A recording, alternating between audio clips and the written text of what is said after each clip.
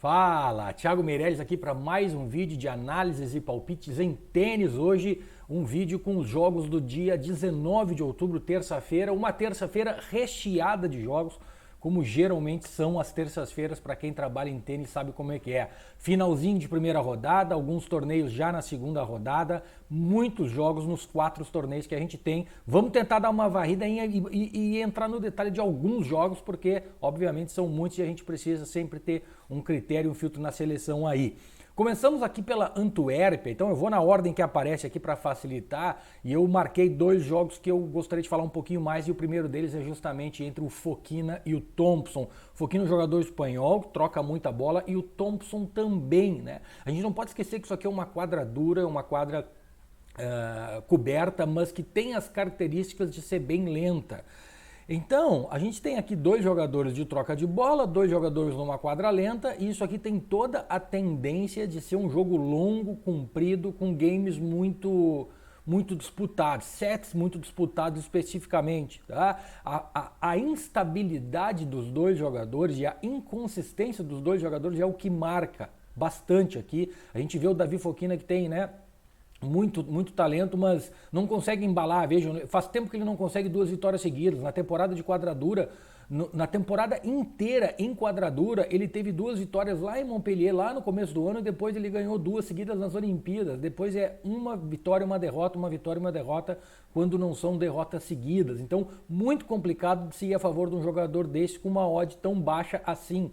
Do outro lado, a gente tem o Thompson, que teve uma semana boa lá em Atlanta, né? Na verdade não foi tão boa, foram só 2 vitórias, agora eu tô me lembrando. Ele ganhou num jogo do Harris, né? Foi logo esse foi o primeiro torneio na transição das quadras de grama para quadra dura, e o Harris ainda, né, meio fora de embocadura. O Thompson já tinha jogado Los Cabos, então conseguiu se prevalecer em cima do sul-africano. Depois ganhou do Gojowski, que também não é a especialidade dele. O Gojowski é quadra indoor rápida, né? E quadra dura outdoor não é. Então o Thompson ganhou. Mas depois disso também, Nakashima, Ymer, Purcell, Karatsev, Holmgren e Anderson. Então assim, não são derrotas muito de se orgulhar. Né? Tem derrotas bem ruins aqui. Então, aqui é um jogo entre 2 jogadores extremamente irregulares, inconsistentes e com confiança baixa.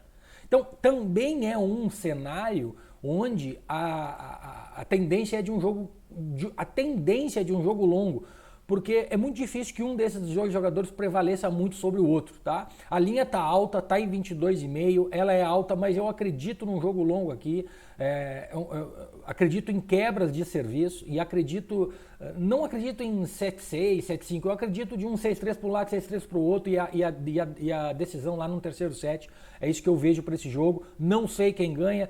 A odd do Thompson é a zebra, mas não é o suficiente para eu entrar a favor do Thompson seco pré-live. Então eu sugiro para quem quer fazer uma aposta pré-live aqui e no Over Games, para quem for trabalhar ao vivo, pegar a inversão, né? Pegar a vitória de quem perdeu o primeiro set, pegar a vitória no segundo set. Essa é a dica para Davidovich Fokina e Thompson. Depois a gente volta para de Minaur e Nakashima. De Minaur e Nakashima, eu acho que é um jogo interessante, não para fazer nenhuma aposta pré-live, mas é um jogo interessante para a gente medir de fato qual é a velocidade da quadra.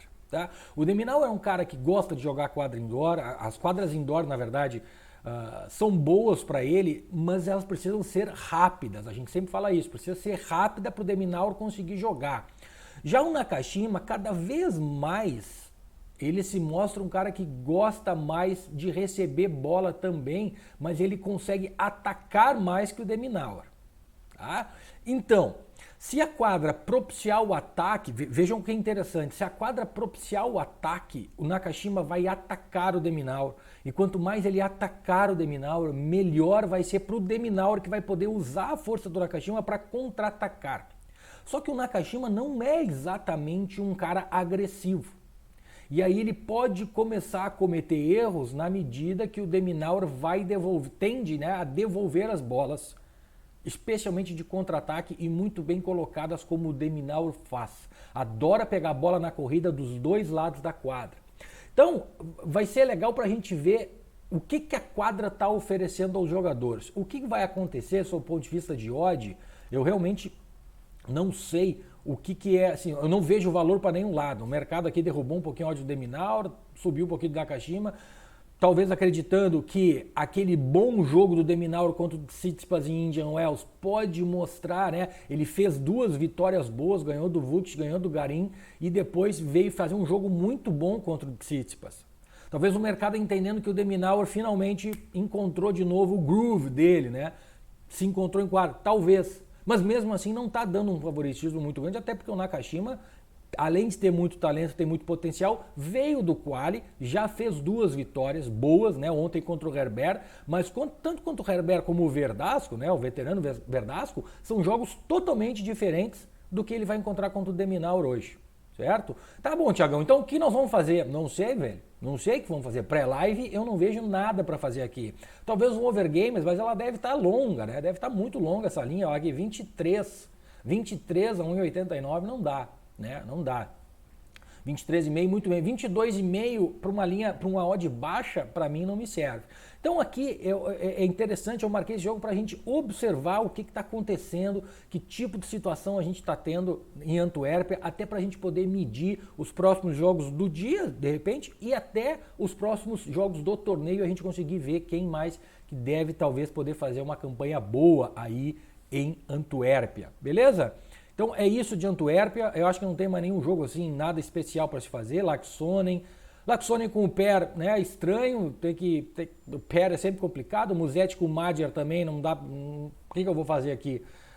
O Musetti até, ele tá 1,90 essa odd, 1,90 com 1,90 porque o mercado desistiu do Musetti, né? O Pelk Brooksby, o Brooksby eu não tenho nada na minha base de dados que abone ele, que mostre como ele se comporta com jogadores desse sentido. Ramos contra o Struff, acho que é uma boa espanhol, tá? Especialmente se a quadra de fato estiver lenta. Tiafoe e Murray, porra, o Murray de novo pegando uma pedreira na primeira rodada. Deve ser um jogão. Novak Fucsovics tem que mostrar se sabe jogar tênis ainda, porque faz tempo que ele não faz nada. E Bergs e Harry, né? O jogo do menino da casa contra o Harris. Tem que ver o que vai acontecer. Paul e Ymer estão jogando aqui, em Moscou agora, né? Paul e Ymer já estão jogando, Safilin e Manarino levou o segundo set no tie-break. Safilin, se eu não me engano, estava um break acima no segundo. Vamos ver. Pele e Martinez, né? Estamos falando de Moscou aqui, Pele e Martinez. Eu acho que o mercado exagerou na odd do Martinez aqui, tá? A odd do espanhol eu acho que está meio exageradinha. Isso aqui, teoricamente... Cadê? Não carregou? Cadê? Vamos. Ó. A odd do Martini está um pouquinho exagerada, na minha opinião. Até subiu um pouquinho. Ontem ela estava... Ó, até caiu aqui. Agora sim. Agora sim não. Eu acho que ainda está alto. Eu não vejo motivos para o Martinez ser favorito aqui. Quadra indoor para 2 caras de saibro, mas uma quadra lenta. E lenta por lenta eu prefiro Pella.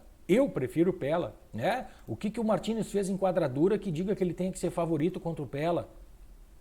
O que ele fez? Nada. E o US Open perdeu do Rublev, ganhou do Ivanov e do Marchak, ok? Perdeu do Jerry. Vejam só, ele perdeu do Jerry em Sófia, onde a quadra é bem parecida com essa aqui. Na verdade, ela não é nem tão lenta quanto essa aqui, ela é um pouquinho mais rápida pelos números, né? Temos que ver o que está acontecendo aqui, mas... E ele perdeu pro Jerry, que é um jogador de saibro, assim como o Pella.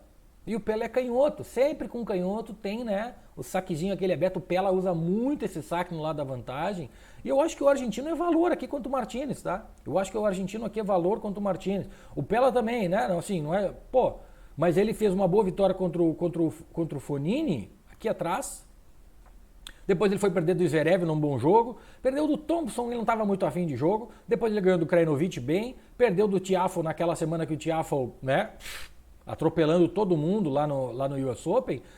Depois ele ganhou bem do Kwon em Indian Wells e perdeu do Bautista Agut num jogaço. Né? Então eu acho que para mim o argentino aqui tem valor a odd do argentino. Eu acho que vale a pena algum tipo de posição a favor do argentino. Kekmanovic e Gerasimov é outro jogo que eu selecionei para falar aqui em Moscou. Né? 2 jogadores com estilo bem diferente. Né? 2 jogadores com estilo bem diferente. O Gerasimov muito baseado no saque e na força, e o Kekmanovic muito mais um jogador de consistência. E eu não sei porque que esse site está demorando para carregar hoje, nós estamos gravando, é assim, né? Mas vamos lá. Aqui o que eu espero? Eu espero um jogo, como eu estava falando, de dois jogadores muito diferentes um do outro. O Kekmanovic é um cara de fundo de quadra, o Kekmanovic é um cara que vai querer trocar bola com o Gerasimov, e o Gerasimov é um cara que vai tentar definir os pontos rápidos. Tem um jogo muito parecido com o Gerasimov que ele fez aqui contra quem foi? Contra o Taberné, tá? Vejam só. Contra o Taberné em Nur-Sultan. Nur-Sultan, que é uma quadra indoor muito lenta lá, a quadra no Cazaquistão.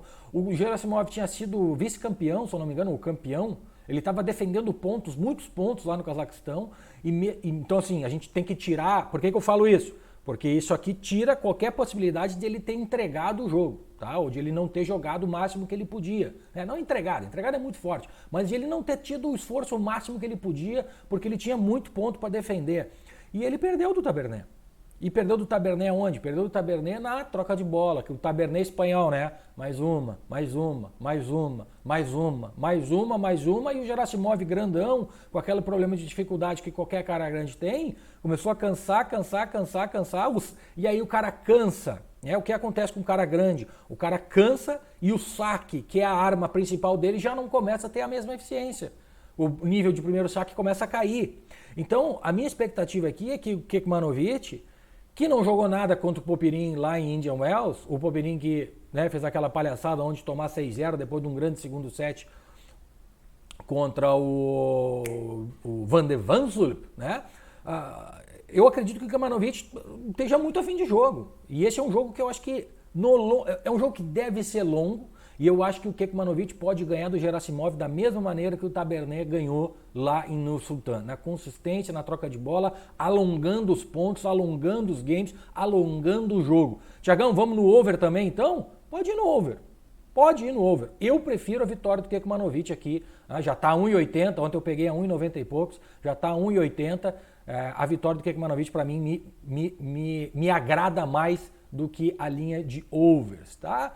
Em Moscou, Jerry e Simon, complicado, né? Tem que ver qual é o nível do Simon. Se o Simon tiver no modo parede dele, o Jerry vai ter que ter paciência para ganhar. E o Donskoy e o Ivashka aqui não tem muito o que fazer, né? O Ivashka a odd está muito baixa, tem que esperar na live se aparece alguma coisa. Agora vamos falar de WTA, um golinho d'água antes, enquanto que a gente olha o que está acontecendo aí em Moscou. A Martinkova que ganhou de 6-0, 7-5 no primeiro jogo da Irina Bara. Essa linha estava bem baixa, estava 17,5. Eu quase dei esse clique e acho que me escapei, né? Na verdade bateu em 18, vejam só como é o mercado, né? 6-0, 7-5 bateu em 18, cravado onde o mercado tinha esperado. Me escapei porque esse 6-0 aí me deixaria bastante nervoso. Mas Moscou aqui na WTA, na verdade, me atrai, me intriga por algumas coisas. A gente tem muitas jogadoras que fizeram boas campanhas ou que vêm em ótima fase, especialmente até a última semana em Indian Wells, e estão chegando para jogar uma quadra indoor lenta em Moscou, do outro lado do mundo, né? Ou se fizer pelo outro lado, não é tão do outro lado. Mas Kontaveit, Jabeur, nova top 10, na verdade, número 8 do mundo agora. E a gente viu como é que foi a partida dela logo depois da definição que ela estava dentro do top 10. Contra a Badosa campeã, ok, mas a Jabeur jogou mal aquela partida. Halep, né? Halep que perdeu para Sasnovich em Indian Wells. Ostapenko, ótima semana também, que perdeu para Azarenka num jogaço. E aí depois a gente tem Rybakina, Vondrousova, Kudermetova, tá? Mas esses 4 jogos que eu falei aqui, ó, todos envolvem jogadoras que estavam teoricamente... A Halep nem tanto, né? Veio de uma derrota para Sasnovich, que tinha ganhado a Raducanu, enfim. Mas Ostapenko, Jabeur e Kontaveit estão no auge. E a minha pergunta é o quão no auge elas conseguirão se manter numa mudança de característica, né? Algumas aí com 2 ou 3 dias só. Kontaveit ainda ontem estava em Indian Wells jogando, certo? Então muito cuidado na hora de se atirar a favor dessas favoritas. Muito cuidado. Kontaveit quebrou aqui, ok, o jogo não tem muito jogo ainda. Estou no over games nessa partida. Acho que se essa condição que eu acabei de comentar, mais a questão da quadra lenta, mais a Siniakova versão 2021, que está extremamente competitiva, eu acho que pode incomodar com o Taveite aqui, especialmente olhando o head-to-head delas, que é de jogos competitivos. A Alessandrova contra a Jabeur, essa odd da Alessandrova tá alta, tá, gente? Essa odd da Alessandrova tá alta. Eu não concordo com essa odd aqui. A Alessandrova tá numa temporada ruim? Tá numa temporada ruim. Mas ela tá jogando na Rússia, ela já fez semifinal ou até final aí, se eu não me engano, nesse torneio aí de Moscou. Ela teoricamente se machucou lá em Ostrava e eu acredito nessa lesão porque ela nem para Indian Wells foi. Tá? Então, de fato, lesão. Então, volta de lesão. Um mês, né? Quase um mês, exatamente dia 19. Um mês, né? Tem que ver como é que ela vai estar. De qualquer maneira, russa, jogando em casa, tem talento. A Jabeur agora carrega nas costas número 8 do mundo. Como que ela vai reagir? Como que ela vai reagir? Não sei. Eu só acho que, especialmente por isso aqui também, ó, vejam só, né? É outra Jabeur. Mas aqui tem muito jogo. Não é um joguinho lá em 2018, né? São 6 jogos e a Jabeur só ganhou um da Alessandrova, em saibro inclusive, né? Então isso aqui fala alguma coisinha e essa odd acima de 3 eu acho exagerada para a Alessandrova, eu acho que vale a pena o risco aqui a favor da russa. Potapov e Halep, Ostapenko e Petkovic, aqui é difícil porque tem a questão da incerteza da Halep, mas a Potapova também a gente nunca sabe que Potapova vai entrar em quadra, tem todo o talento do mundo, mas o mental ainda é muito imaturo. Né? Petkovic, pelo contrário, tem toda a maturidade do mundo, mas contra a Ostapenko é complicado. E a Ostapenko, por falar em maturidade, para mim, deu uma elevadinha no nível de maturidade dela. E aí ela vai começar a ficar uma jogadora mais perigosa do que ela já é. Eu vou esperar esses 2 jogos, especialmente, eu vou esperar ver o que essas jogadoras trazem para a quadra e vou tentar trabalhar ao vivo se eu identificar alguma oportunidade. E o grande jogo do dia aqui, um jogo mais interessante ainda, é o jogo entre Rybakina e Vondrousova. Rybakina e Vondrousova, que são dois talentos aí, duas jogadores que vão ficar provavelmente aí no topo do ranking da WTA por muito tempo, mas que nunca se enfrentaram, curiosamente. Na verdade, elas se enfrentaram num torneio júnior, que nem aparece aqui, mas num torneio júnior há muito tempo, onde a Vondrousova ganhou em 2-1. Vejam só, a Vondrousova jogando 3 sets, que novidade. E é isso que eu acho. Tá? O jogo absolutamente meio a meio, eu concordo, não tenho o menor, não daria favoritismo para ninguém, mas acredito num jogo longo e acho que a linha de over games está interessante. Ela estava 21,5 ontem, vamos ver se o 21,5 tá bom ainda. 21,5, vejam só, a 1,86, 21,5 me serve. E eu acredito num jogo longo aqui entre as duas jogadoras. A quadra lenta favorece um pouco a Vondrousova, mas em compensação o saque da Rybakina dá muitos games, dá muitos pontos e consequentemente muitos games para a Rybakina. E é aí que eu acho que o jogo deve se estender, certo? A Vondrousova utilizando da qualidade da quadra, do saque canhoto para jogar a Rybakina lá fora, fazer aquele 1-2 que ela gosta muito de fazer tradicionalmente, e a Rybakina ganhando muitos pontos no saque. Então aqui eu acredito num jogo de over 21,5 games, é a dica para Rybakina e Vondrousova. A gente termina em Tenerife, muitos jogos em Tenerife. Em Tenerife eu anotei aqui, ó, 64% de confirmação de saque. 64% de confirmação de saque nos jogos de ontem. E em Moscou, anotei, acabei não falando, mas 60,4%. Muito derrubado pelo número da Kazakhtina, que simplesmente confirmou apenas um game de saque. Aí derrubou um pouco o número, tá? Mas 60,4%, em Tenerife 64,0%, ou seja, baixo. A média da WTA é entre 67 e 68. Em indoor um pouquinho maior, 68 e pouco. Em outdoor 67,1, alguma coisa assim, se eu não me engano. Mas é nessa faixa. Ou seja, está abaixo da média. Então as quadras estão lentas, sim. Tá? Quadra lenta. Jogos já começaram, não vou falar de jogos já começaram, que daí é chover molhado. Risk e Veket, eu acho que aqui a Risk não deveria ser zebra, tá? Aqui eu acho que tem um pouquinho de valor na odd da Risk. A gente vê aqui como é que tá a odd da Risk, tá ainda, ó, abaixou um pouquinho, eu vejo, estavam 2,20 ontem, né?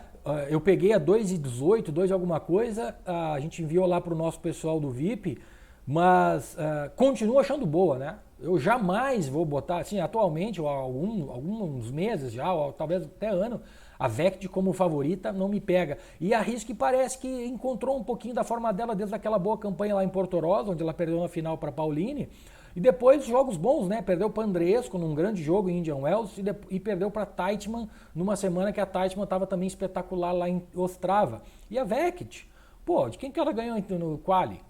De 2 mosca morta, né? 2 mosca morta. E depois não ganha de ninguém, tá? E olhem isso aqui, né? 4 jogos. Na grama, quadra mais rápida, Risk, quadra indoor, quando a Vect ainda jogava, deu Vect. Então, isso aqui me mostra não que a Risk é melhor, me mostra que a Risk consegue jogar contra a Vect, tá? Consegue jogar contra a Vect e eu acho que tem um pouquinho de valor o posicionamento a favor da americana Alison Risk. O que mais que a gente tem aqui de legal? Jorge Bolsova, falei isso aqui ontem na live que eu participei com meu amigo Romário, grande abraço, Romário. Acho que tá errada a saúde da Jorge aqui, cara. A Jorge, desde aquela semana estratosférica que ela fez lá em Montreal, não ganhou de ninguém. Pegula, Halep, Rússia, Anisimova, né? Não ganhou de ninguém, porque a Jorge é assim, né?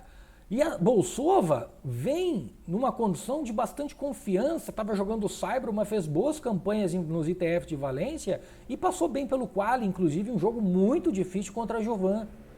Isso dá confiança para a jogadora. A Bolsova é uma jogadora de saque muito forte, que joga com muita força, que ela de alguma maneira é um pouco parecida com a Jorge na questão de agressividade. Só que com a cabeça, com um parafuso a mais, vamos dizer assim, na minha opinião. Ela tem um parafuso a mais do que a Jorge na cabeça. Tá? De qualquer maneira, 2 jogadoras que agridem muito e que se estiverem num dia bom, podem ganhar de qualquer jogadora. Né? Ou de muitas jogadoras, né? Não vou exagerar aqui. Então, assim, 13,85, 13,50, 13,60 para a Bolsova, desculpe, mas para mim tá errado. Isso aqui tinha que ser 2,40, 2,50 pelo pedigree da Jorge. Mas a Bolsova tem condições de ganhar muita gente. E se a Jorge, né, sem confiança, não sabe o que está fazendo numa quadra de tênis, começar a botar a bola na arquibancada como ela bota muitas vezes, um abraço e eu vou me abraçar aqui na Bolsova a 13,85. Ruse Golubic, gosto da Golubic aqui, simplesmente por ter muito mais recurso que a Ruse, eu não sei porque que ela está sendo tão desvalorizada aqui. Ela não é especialista em quadradura, mas ela claramente, inclusive, deu entrevistas lá depois da vitória dela em Indian Wells sobre a Vondrousova, de que ela adaptou o jogo dela, está jogando melhor, está trabalhando nos pontos falhos do jogo dela, e eu não sei porque que ela tem que estar 1,80, 1,72 aqui. Essa odd aqui deveria ser 1,50, 1,45, eu acho que a Golubic é muito favorita. Né? A Rose é uma jogadora que só tem físico, só físico. Né? E, para mim, isso não é suficiente para ganhar um jogo de tênis. Né? Aqui a gente viu exatamente o que aconteceu aqui. Ó. Ela veio numa semana muito boa de confiança, ganhou da Parks até muito bem na primeira rodada de Indian Wells, subiu o nível para uma Kvitova, afundou. E eu acho que aqui ela não tem chance contra a Golubic também, certo? E é isso. Aqui é o último jogo do dia que eu quero falar. Aqui é o último jogo do dia, uma zebra que eu acho que também está totalmente errada. Aqui o mercado está precificando, primeiro, na forma horrível da Kovinic, que perdeu 11 dos últimos 13 jogos. É verdade. Perdeu 13 dos últimos 11 jogos. Se a gente botar a quadradura, de quem que ela ganhou? Ela ganhou da Gracheva. Vejam só, ela ganhou da Gracheva lá em Guadalajara. E ganhou do Osgen, que não é ninguém, um ITF, mas perdeu da Sheriff num jogo que é mentiroso, esse 2-0. Eu comentei isso semana passada, um jogo mentiroso, um jogo que foi muito igual e que a diferença foi que a Sheriff nos breakpoints e nos momentos de pressão conseguiu sacar muito. E jogou muito acima da média da própria Sheriff. Tanto é que no outro dia tomou pneu da Bia Haddad Maia. Então, esse jogo, esse 2-0 é mentiroso. Kalinskaya, em Portoroz, tá aí a Kalinskaya jogando muito tênis. Né? Cristina Pliskova, no US Open, não é derrota ruim. A banda, ok, é Chicago. Né? Aqui, essas duas em Chicago, talvez, mas assim, cara, é muito competente. E aí o mercado precificando provavelmente em função do título da Alison Nursultan, só que isso aqui é quadra indoor, lenta, mas é quadra indoor. E a única quadras que a Alison Van Dijk joga é quadra extremamente rápida na grama e quadra indoor, que mesmo sendo uma quadra indoor lenta, ela é indoor, ela é mais rápida que quadra dura outdoor, que a quadra dura aberta. Tá? Então uma odd de 5 para Kovinic, não. Então aqui, não quer ir na zebra, não vai, mas Kovinic para ganhar um set, handicap positivo da Covinit muito bom, e o Over Games eu não sei. O Over Games não tenho certeza, porque eu até acho que a Covinit pode ganhar essa partida, certo? Mas eu vou me posicionar a favor, eu vejo um valor muito grande aqui a favor da zebra Covinit. Beleza? Fechamos por hoje, falamos de bastante jogos, espero que vocês gostem. Curte, like, se inscreve, faz aquela brincadeira toda do YouTube pra gente seguir trazendo conteúdo gratuito para vocês de qualidade. Grande abraço, keep it green.